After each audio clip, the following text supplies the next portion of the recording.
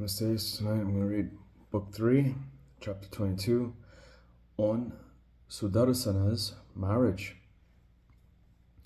Vakratuna Mahakaya Surya Koti Samar.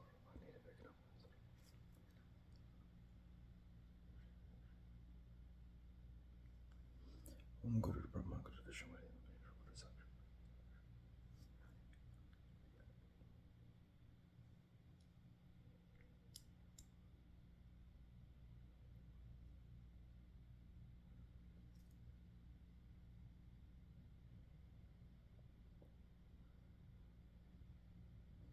Hari Om Tat Sat. Vyasa said, O king, then, on hearing his daughter's words, that high-souled king of Benares, Subahu, came to the spot where the kings were staying and said, O kings, now you can go to your own camps. Tomorrow I will perform my daughter's marriage ceremony. Let you all be pleased with me and graciously accept the food and drink given by me. Tomorrow let you all come here and perform my daughter's marriage ceremony. O kings, my daughter is not coming today to this hall of Swayamvara. What can I do now? I will console her and bring her here tomorrow. Therefore, do you all go now to your own camps, respectively. Intelligent persons should not quarrel with the members of their own family, but they should always show kindness towards their own sons and daughters who are under their protection. However, I will make my daughter understand and bring her tomorrow morning. You may all go now to your places as you desire. Tomorrow morning we will settle about the pledge, whether by choice or by fulfilling a promise that requires strength, and have the marriage celebrated. Or better, you all together would decide what mode of Swayamvara is to be adopted. The kings heard Subahu and trusted him. Then, seeing that the city is well guarded on all sides, they went to their own camps and performed their midday duties. The king Subahu on this side began to perform all the duties regarding the marriage of his daughter. After duly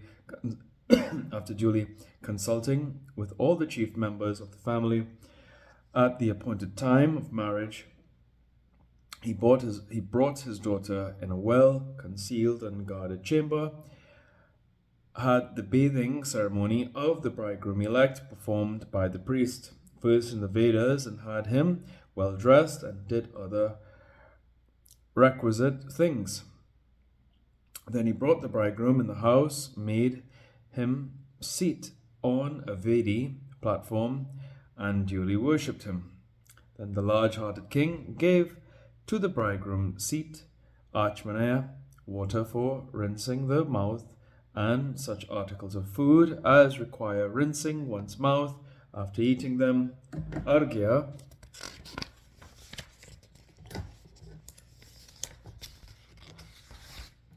articles for worshipping deservedly, padyam, example, water for washing the feet with, an offer of green grass, rice, etc., made in worshipping a god or Brahman, the 2 silken cloths and sheet, cows, and 2 earrings, and then wanted to give Sudarshana his daughter.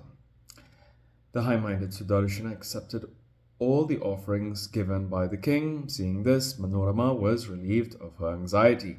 Manorama began to think that beautiful and well-adorned daughter as if the daughter of Kuvera, the god of wealth, and thanked herself and thought as if all her duties were over. Then the royal ministers carried gladly and fearlessly the beautiful Sudarshana, worshipped with ornaments and clothings, in a good, nice carriage to the center of the amusement court. On the other hand, the elderly female members, who knew all about the prescribed rules, performed the dressing of the princess in a befitting manner, and placing her in a beautiful conveyance, took her before the bridegroom-elect in the marriage hall, where there was the platform regularly built. The sacred fire was then lit. The royal priests began to perform the Homa ceremony duly. When the amusement ceremony of the bridegroom and bride united in love was duly performed, The priest called them there. After this, the bridegroom and bride performed duly the Lajahoma ceremony and circumambulated the sacred fire. Thus, all the ceremonies befitting the Gotra and family were all fully performed according to the prescribed rules. Then the king Subahu, excited by feelings of love in the marriage time, gave to the prince Sudarshana the following presents: well adorned 200 chariots with horses and the arrow cases filled with arrows, 125 elephants, dressed with golden ornaments, looking like so many mountains, 100 beautiful female elephants, and 100 maidservants, all dressed in golden ornaments. The king gave the bridegroom also 1,000 servants, well adorned, bearing the complete set of all sorts of weapons, many gems and jewels, clothings, nice variegated woolen clothes, beautiful capacious rooms to live in, and 2,000 excellent horses born in the Sindhu country, 300 good camels able to carry sufficient loads, and 200 carriages filled with grains, etc. Then the king bowed to the king's daughter Manorama, and with clasped hands said, "O royal daughter, I am now become your servant. Now kindly say what you desire." Hearing these beautiful words of the king, Manorama said, "O king, all good to you, and let your family increase in sons and grandsons. You have increased my honor by giving in marriage your daughter Jewel to my son. I have no other desire than to see your welfare constant and the increase in your family posterity and prosperity. O king, you are the chief amongst the kings. You have made my son great and strong like the Sumera mountain by giving him your daughter in marriage. You are high and my related. I am not the daughter of a panagrist or a bard. How can I then praise you for this noble act of yours? O king, your character is wonderful and pure. What more shall I say to you than this, that you all, in the face of many other kings, have given your daughter to my son in marriage, who is banished from his kingdom, is deprived of his father, and is living in the forest, penniless, armyless, subsisting himself on roots and fruits only. In these cases, the kings, as a rule, make relations with those only who are their equals in rank and position, of noble families and equal grade, having forces and wealth equal to each other. No other king would have offered his beautiful, well-qualified daughter in marriage to my prince, who is without any wealth.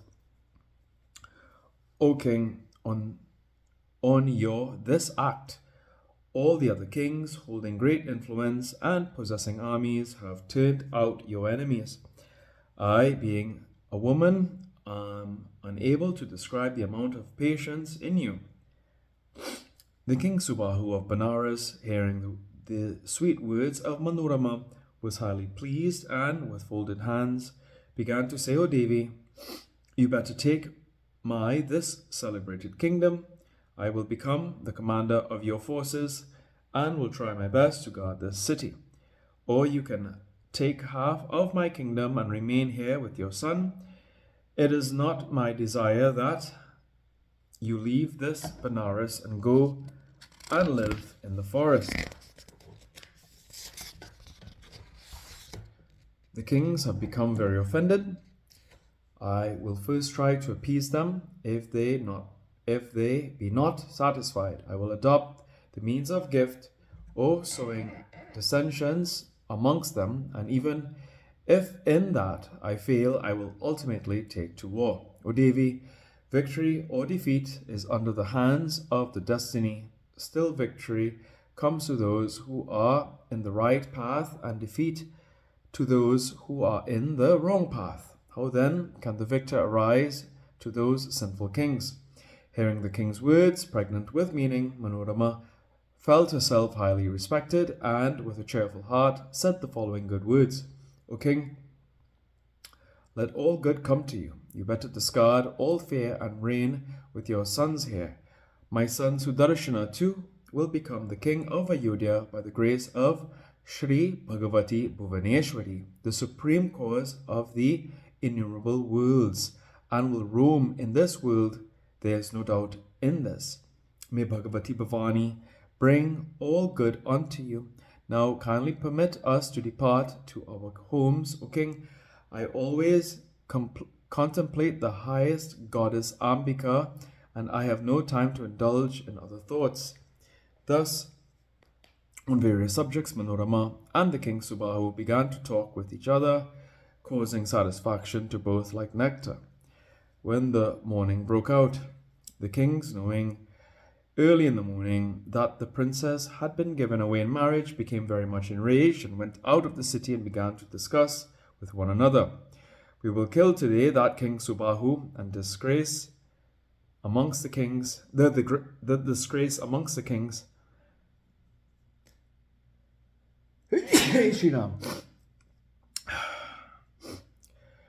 Sorry, I'll read this again. We will kill today that King Subahu, the disgrace amongst the kings, as well as that boy Sudarshana, totally unfit to marry the princess, and take away the kingdom and the princess Sasikala. How can we return to our homes with this severe disgrace stamped on our heads? Hear, O kings, the sound of the drums, madangas, other instruments, the sounds of the conch shells have even been overpowered. Hark, the various musical sounds and the chanting of the Vedas. It is then certain that the King Subahu has finished the marriage ceremony of his daughter Sasikala with Sudarshana. O this king has deceived us with his words and performed the marriage ceremony according to the ordinary religious rules. Now, O kings, decide unanimously what to do and come to a definite conclusion. When the kings were thus discussing, the king of Benares of indomitable prowess, the king Subahu, after finishing his daughter's marriage, came there with his famous friends to invite them. Seeing the king of Benares present, all the other kings did not utter a single word, but they remained silent, beaming with anger. Subahu then approached to the kings, bowed down, and with folded hands said, Be kind enough to come to my house for dinner. O kings, my daughter Sasikala, after all, has selected Sudarshana. I could not help in this. You are all kind and noble. Therefore, you all be peaceful and let the matter drop. The kings, hearing him, filled with rage and said, We have all taken food. Our desires have been fulfilled. You better now go back to your own home. Your behavior with us is all right and proper. Now do your other duties and let the kings go back to their homes. Hearing these words of the kings, the king of Benares was very much terrified and returned home, thinking that the kings were all filled with rage and might do serious harm to him. Thus he began to pass away his time in dire anxiety.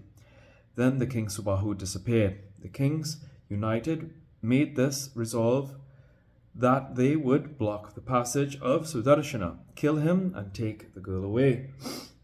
Some of these kings rather said, What is the use in killing the king's son? We will all go willingly to see the fun.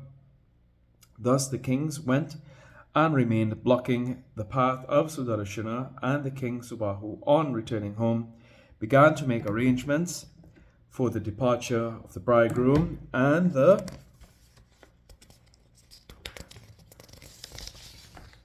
bride. Thus ends the 22nd chapter on Sudarshana's marriage in Srimad Devi Bhagavatam of 18,000 verses by Maharishi Ved Vyasa. Om. Jayanti Mangala Kali Bhadra Kali Kapari Durga Krishna.